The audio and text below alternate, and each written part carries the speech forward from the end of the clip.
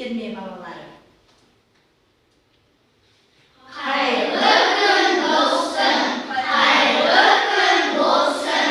Düşenlerin her günü sertlik olsun. Canınızlar babalarız. Babalar bize ülke sanatına kanday takip ketmedi? Memleketin miramlar. Endişe babalar, осы memleketin miramlar туралы biz ne bildik? Kane birinci topқа Navruz мейрам туралы айтамыз. Екінші Navruz көже, үшінші топ бата, төртінші топ ұлттық ойындар, бесінші топ бес қарудай туралы. Ал кәне бірінші топтан бастаймыз. Navruz туралы біз не білеміз? Navruz мейрамы, я? Наурыз бұл көктем мейрамы. Ол жаңа жылдың басы. Ол 22-ші Наурыз күні басталады. Тағы не?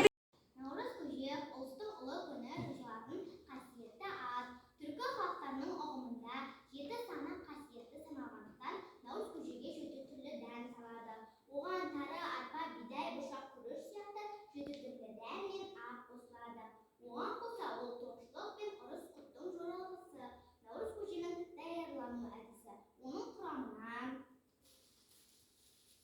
1 келі ет, қазы қарта, 100 грамм бидай, 100 грамм күріш, 100 грамм жарма, 100 грамм тары, тоз, 3 литр су, 1 литр айран.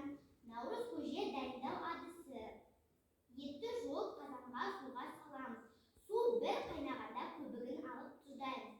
Ет піскенше отын басып қоямыз. Күріш, жарма, бидай, тарыны қосып пісіреміз. Барлығы піскен соң айран құйып жақсылап араластырамыз. Мерекесінде тағы не етті біздер? Я? Қалайда ғой? Қарамиздің басын берсін, жамбылдан жасын берсін, Абылайдың жүрегін берсін, Әзіртанның білегін берсін, Яссауидің тілегін берсін, жүзің нұрлы болсын, жүрегің сырлы болсын, тілің жырлы болсын, жігіттің сұлтаны атанып, дүнияның 8 қалы болсын. Амин. Яғни назайта ғой? Бата беретінде көбіне көпті көрген ақсақалдар, бата әрбір іс-әрекетте жол ашып, бәле жаудан қорғайды деп есептелген. Бата көгереді, жаңбырмен жер көгереді деп халқымыз текке айтпаған. Бата 2 түрге бөлінеді. Ақ бата алғыс, теріс бата қарғыс. Осы күнде бата отбасына амандық, молшылық, жастарға өмір бақыт білім болып келеді. Келесі балалар осы мейрамда ойналатын қандай ұлттық ойындарды білеміз? Әне? Я бейбарыс айта ғой. Ұлттық ойындар ерте заманнан қалыптасқан дәстүрлі ойынның бір түрі. Қазақтың ұлттық ойындары бабамыздан қалған Көзін ашып ақсақалдар бата береді. Археологтар қазба жұмыстарын жүргізіп, ежелгі дүниелерді табады. Оларға ыдыс, әшекей, қару-жарақ, еңбек құралы, тағы басқалар жатады. Ғалымдар тасқа қашалған, тақтайшаға жазылған, қолжазбаларда сақталған, кітаптарда жарық көрген деректерді зерттейді. Ол жазбаларда ел мен жердің тарихы, халқының тұрмыс жағдайы баяндалады. Адамдар осындай зерттеулер жүргізу арқылы өткен өмірін біледі. Ендеше балалар, тарих сөзінде ежелгі көне грек тілінен аударғанда тарих сөзі бұл зерттеу немесе оқиғалар туралы әңгіме дейді. Тарих сөзі қазақша тарих, орысша история, ағылшынша история деп атайды екенбіз. Ал осы тарихты зерттейтін ғалым адамды археолог деп атайды. Археолог ежелгі көне адамдардың тұрмыс тіршілігін, мәдениетін зерттейтін ғалым адам. Ендеше археолог сөзін 3 түрде қалай айтаймыз? Археолог,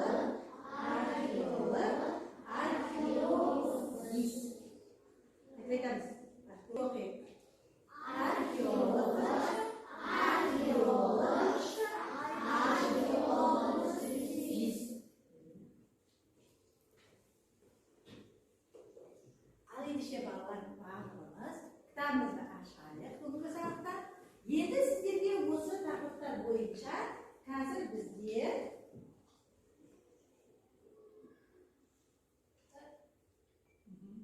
біздер осы сабақтарда археолог дегеніміз кім? Кәне бәріміз оқып жіберейік. Археолог олар ежелгі заманғы мәдениет пен тұрмыс тіршілікті зерттейді. Барлығымыз кәне орнымыздан тұрайық.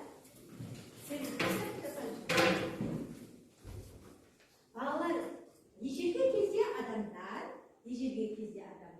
қандай үйшікте тұрған? Үңгірде тұрған және лашықта. Ал ендеше ертеде адамдар отта қалай жатқан? Ағашты бір-біріне ұру арқылы. Бірінші топтың балалары қазір Ақтөбе туған өлке деген тақырыпта біз өз өлкеміз туралы не білеміз? Екінші топ жерінде қандай тарихи орындар бар? Үшінші топ алтын адам. Ал төртінші топ мұражайда болып көрдің бе мұражай туралы. Ал бесінші топта сенің өлкеңде ежелгі қаладан қалған қандай дүниелер бар? Осы туралы айтамыз. Кәне бірінші топ қазір сіздер Ақтөбе туралы ойланып отырамыз бәріміз. Ақтөбе туралы не білеміз? Кәне кім айтамыз? Айта ғой. 1960 жылдары ірі өнеркәсіптік кәсіпорындары салынды. Хром зауыттары, қосындалары және ет комбинаттары. Иә? 1946 жылдан кейін Ақтөбе тез дамыды. 400-нен астам адам тұрды. Ақтөбеге биыл 153 жыл болды. Келесі? Иә, давай. Ақтөбе қаласы 1869 жылдың 28 мамырында басталған. Бұл күні Ақтөбе деп аталған. Жақсы, тағы не айтамыз? Иә? 1902 Табылып отыр екен. Ал енді қазір біздер мына бейне жазбаны тыңдап жіберейік.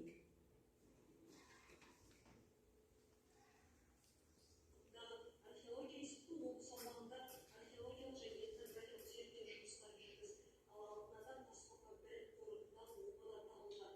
Кейін консервациялық және реставрациялық жұмыстарына ресей мамандарына тапылады.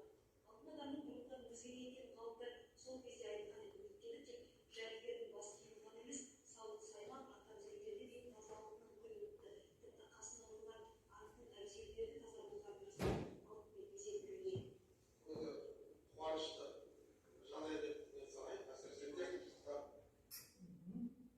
Осы ал ендеше балалар, біз мұражай туралы не білеміз? Кәне, мұражайға барып көргендеріңіз бар ма? Иә? Мұражайда көне заттар бар. Қару-жарақтар, ыдыстар, құмыралар, қару-жарақтар. Ал ендеше балалар қазір мен айтайын. Ақтөбе қаласында ең алғаш рет 1927 жылы көрме ашылады. Ол көрме кейін өлкетану мұражайына айналды. Қазір осы Ақтөбе қаласындағы өлкетану мұражайдың 90 жылдан астам тарихы бар екен. Ендеше назар аударайық.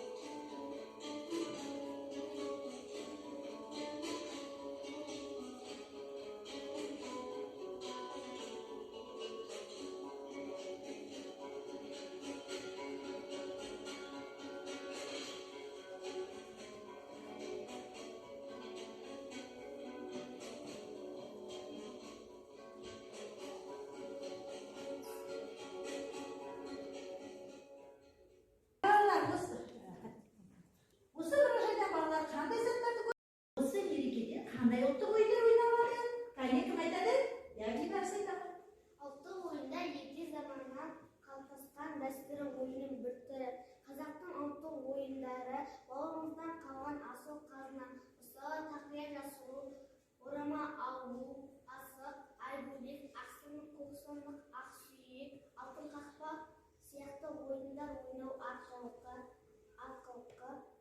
тақырыпқа, жылдамдыққа, икемділікке, батылдыққа үйренеміз. Ең бастысы ата-бабадан қалған өнер мен өнеге, мейірімділікке, әдептілікке, ізеттілікке, бауырмалдыққа, қамқорлыққа баулиды. Өз жерін қорғай алтын ерженің намысы мол жүйелі болуға жол ашады. Жақсы, тағы не білеміз ұлттық ойындар туралы? Я, жаңа, я? Ұлттық ойындар ерте заманнан қалыптасқан дәстүрлі ойынның бір түрі. Қазақтың ұлттық ойындары ертек ата-бабадан қалған асыл қазына. Көкпар, орамал алу, тақия жасыру, ақ сандық, көк сандық сияқты ойын ойнау арқылы біз икемділікке, шашандыққа, батылдыққа үйренеміз. Ең бастысы ата-бабадан қалған өнер мен өнеге, ізеттілікке, мейірімділікке, әдептілікке, бауырмалдыққа баулиды. Өз жерін қорғай алатын ер жанды намысы мол жүгерлі болуға жол ашады. Жақсы. Ал балалар, қандай бес қырды кім айтады? Я, әде айта ғой?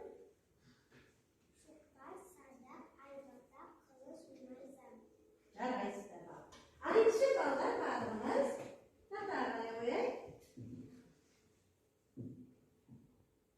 Төрт сурет, бір сөз. Мына суреттен балалар сіздер нені көріп тұрсыздар? Бірінші Адамдардың салған суреттері. сосын жазбалары. Әшекейлері. Көріп тұрсыздар мынау?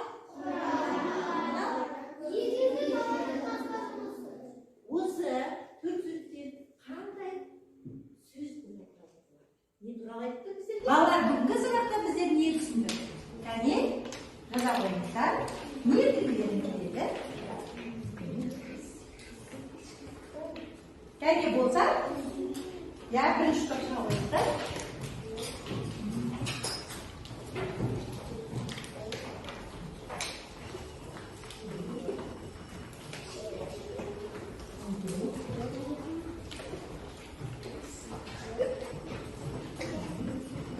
Ya, келесі кімге бар?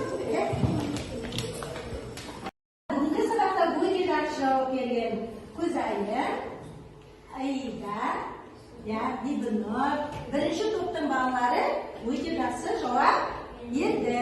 Және екінші топтың балалары өте жақсы жауап берді.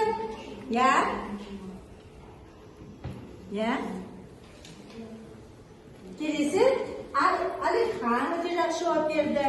Ділназ, Карима, Аңсар. Балалар, үйге тапсырма. Сіздердің кітап дүниетану оқулығындағы 58-59 бетінде оқимыз. Және оған қосымша тарих туралы серіп келеміз, археологтардың еңбегі туралы біліп келеміз. Және мұражай туралы ютубтан дереккөздерді тыңдап келеміз. Сабақ аяқталды.